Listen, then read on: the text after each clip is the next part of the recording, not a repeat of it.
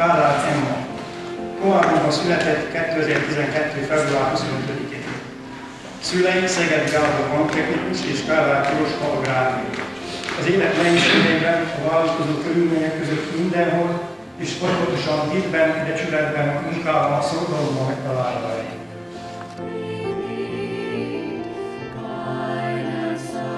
Ki fordította le a Bibliát magyar nyelvre?